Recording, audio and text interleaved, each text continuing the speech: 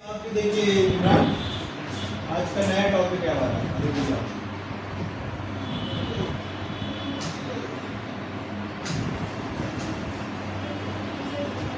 E-way bill क्या होता है? देखिए सब लोग, ईवे बिल क्या होता है? नाम सुना आप लोगों ने कभी? ईवे बिल क्या होता है ये समझिए। ईवे बिल का मतलब क्या है? वे का मतलब क्या है? रास्ता। और ईवे बिल का मतलब क्या? इलेक्ट्रॉनिकली जब जनरेट करता है हम लोग उस बिल को कहते हैं ईवे बिल। मतलब रास्ते के लिए, मतलब ट्रांसपोर्टेशन करना हो गुड्स का, तो उस केस में हम लोग को जनरेट करना होता है ईवे बिल। ठीक है, तो ईवे बिल इस फॉर्मेट में रहेगा आपका। ठीक है, ईवे बिल में ये यहाँ पे बार कोड दे रखा हो, कोई भी स्कैन कर लेगा तो ये सारी डिटेल आ जाएगा कि कितने वैल्यू का गुड्स है, कितना यूनिट है उसका, कौन सा गुड्स है, कहाँ से कहाँ जा रहा है। समझे? तो ईवे बिल इसको कहा जाता है। समझ में आया सब लोगों को? स्कैनर रहेगा तो ईवे बिल क्या? स्कैनर अगर वहाँ पे आप नहीं, स्कैनर तो सब बिल में भी रहता है। देखिए बिल में भी है ना स्कैनर। बहुत सारे बिल मिलेंगे जिनका स्कैनर मिलेगा आपको। ठीक है, जिनका 5 करोड़ से ज्यादा का टर्नओवर होता है उसको ई इनवॉइस जनरेट करना होता है। क्या जनरेट करना होता है?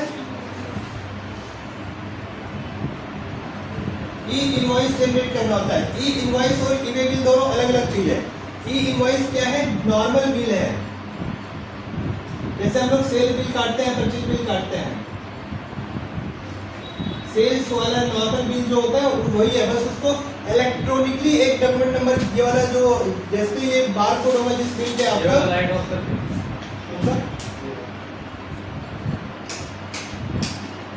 ठीक है, देखिए जिस पे ये जिस बिल इनवॉइस पे आपका ये होगा, ठीक है, वहां देखिएगा इनवॉइस नंबर जो लिखा होगा आपका यहाँ पे, उसके ऊपर देखिएगा एक IRN नंबर होगा। क्या होगा? IRN number. उसके बाद एक्नॉलेजमेंट नंबर होगा, उसके बाद डेट होगा। इसके लिए रहता है, ये किसके लिए रहता है? QR कोड के लिए रहता है। ई इनवॉइसिंग का बस इतना सा एक्स्ट्रा मिलेगा, बाकी जैसा इनवॉइस आपका नॉर्मल वैसे इनवॉइस रहता है। और ईवे बिल क्या होता है? रास्ते के लिए जनरेट करते हैं, ट्रांसपोर्टेशन के लिए जनरेट किया जाता है। वो समझे कि हम कहीं एक जगह से दूसरे अपने आइटम को शिफ्ट कर रहे हैं या कहीं से वो भेज रहे हैं, सेल कर रहे हैं, उस केस में आपको जनरेट करना पड़ेगा क्या? E-way bill. समझे? कब जनरेट करना पड़ता है? जब 50,000 से ज्यादा का हम लोग सेल करते हैं। 50,000 से ज्यादा का इनवॉइस वैल्यू रहेगा तो हम लोग क्या जनरेट करना पड़ेगा? E-way bill. समझ में आया? ठीक है, ईवे बिल कब जनरेट करना होता है हम लोगों को? 50,000 से ज्यादा का जब हम लोग गुड्स ट्रांसपोर्ट करते हैं, ट्रांसपोर्टेशन में डालते हैं, तब करना होता है ईवे बिल जनरेट। और मतलब ट्रांसपोर्टेशन के लिए यूज किया जाता है ईवे बिल को। किसके लिए यूज किया जाता है? ट्रांसपोर्टेशन के लिए यूज किया जाता है ईवे बिल को। इसमें देखिए कितने डिटेल आएगी? 5 डिटेल आना है। क्या क्या आएगा? ईवे बिल्स का डिटेल आएगा फर्स्ट पे क्या आएगा?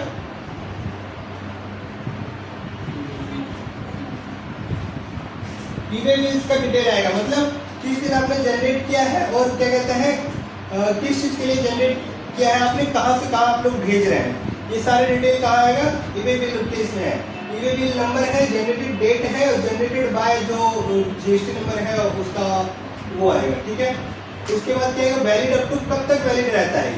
ठीक है, वो डिस्टेंस के अकॉर्डिंग वैलिडिटी रहता है इसका। जो लंबा डिस्टेंस रहेगा तो उसका 2 दिन 3 दिन वैलिडिटी रहेगा। और क्या कहते हैं अगर कम डिस्टेंस का होगा तो उसके लिए कितना वैलिडिटी रहेगा? हाँ, कम रहेगा। डिपेंड करता है कि क्या कहते हैं आपका कितना है वैलिडिटी उसका। एक्सपायर हो गया तो क्या? एक्सपायर हो गया तो उसका टाइम बढ़ाने का होता है आपके पास। किसी भी कारण अगर हमारा ट्रांसपोर्टेशन में डिले हो रहा है तो उस केस में आपको उसका वैलिडिटी बढ़ाने का ऑप्शन रहता है।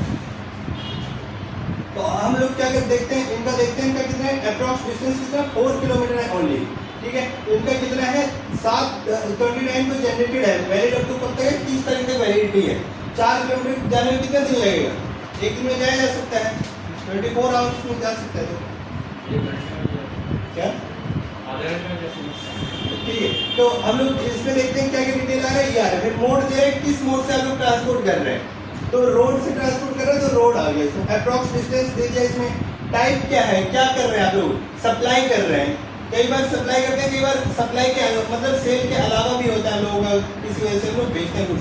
जैसे मेरा एक गोदाम यहाँ है, एक गोदाम मान लेते हैं हमारा किसी दूसरे डिस्ट्रिक्ट में कहीं भी है, तो वहाँ हमें कुछ ट्रांसपोर्ट करना है, उसके लिए भी ईवे बिल जनरेट करना पड़ेगा। समझे?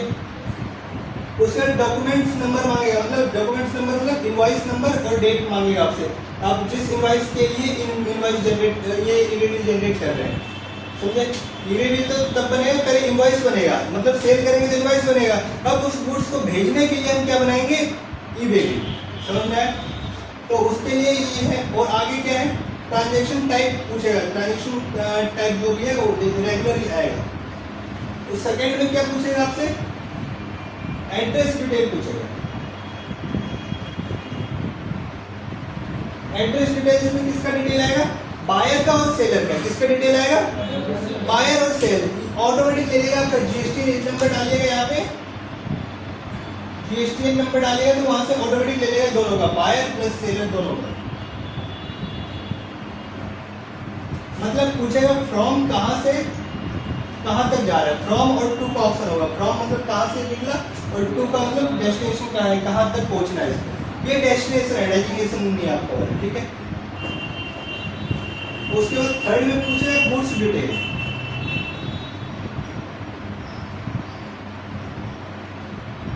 गुड्स डिटेल में क्या पूछेगा, मतलब गुड्स का मतलब क्या होता है, आइटम, सामान, कि आप क्या सामान बेच रहे हैं, क्या सामान इसमें भेज रहे हैं, इस बिल के जो बना रहे हैं जिसके लिए, जिस बिल के लिए, उस बिल में आप क्या क्या सामान बेच रहे हैं, समझे। तो उसका डिटेल यहाँ आ जाएगा। क्या क्या आएगा, देखिए एचएसएन कोड आएगा, प्रोडक्ट का नाम आएगा, क्वांटिटी आएगा, टैक्सेबल अमाउंट आएगा, टैक्स रेट आ गया। टैक्स रेट आ गया तो उसके हिसाब से ये कैलकुलेट कर लेगा टोटल टैक्स कितना बनेगा आपका, समझे। तो ये सारा डिटेल आएगा। फिर फोर्थ में क्या आएगा आपका,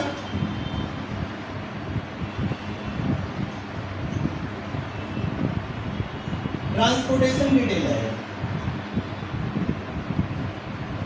ट्रांसपोर्टेशन डिटेल में क्या आएगा, किस ट्रांसपोर्ट से भेज रहे हैं, कौन सी गाड़ी से भेज रहे हैं आप, ठीक, कौन से व्हीकल्स यूज कर रहे हैं आप गुड्स को एक जगह से दूसरी जगह ट्रांसफर करने में। तो उसमें क्या जो भी आया आपके ट्रांसपोर्टेशन का मोड, जो गाड़ी नंबर होगा, जैसे हम लोग मान लेते हैं ट्रक से भेज रहे हैं, ट्रक का जो गाड़ी नंबर होगा, गाड़ी नंबर मेंशन करना पड़ेगा आपको, ठीक है। और उसके बाद आपका डेट पूछेगा, कौन सी डेट को आप भेज रहे हैं, तो डेट भी आएगा यहाँ पे। ट्रांसपोर्टेशन डिटेल, ट्रांसपोर्टेशन डिटेल मतलब जिस व्हीकल को हम लोग यूज कर रहे हैं ट्रांसपोर्टेशन में, उसका डिटेल, ठीक है। कई ट्रांसपोर्ट एजेंसी है तो उसका भी डिटेल आएगा। अगर ट्रांसपोर्ट एजेंसी से भेज रहे हैं, हमारे पास कोई व्हीकल नहीं अपना, तो फिफ्थ में क्या आएगा हमारा, व्हीकल डिटेल।